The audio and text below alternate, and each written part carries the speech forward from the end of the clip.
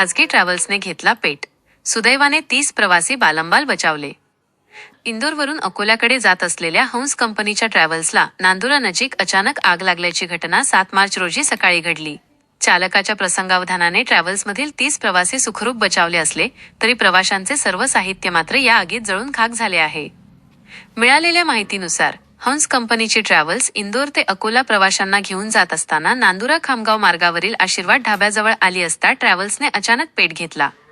आगीचे स्वरूप पाहून परिसरात एकच खळबळ उडाली होती. मात्र आगीची चाहूल लागताच चालकाने क्षणाचाही विलंब न लावता ट्रॅव्हल्स रस्त्याच्या कडेला थांबवली आणि सर्व 30 प्रवाशांना तातडीने खाली उतरवले. घटनेची माहिती मिळताच स्थानिक नागरिकांनी नांदुरा अग्निशमन दलाशी संपर्क साधला. अग्निशमन दलाच्या जवानांनी तातडीने घटनास्थळी धाव घेत आगीवर नियंत्रण मिळवले. आगीमुळे प्रवाशांमध्ये प्रचंड भीतीचे वातावरण निर्माण झाले होते.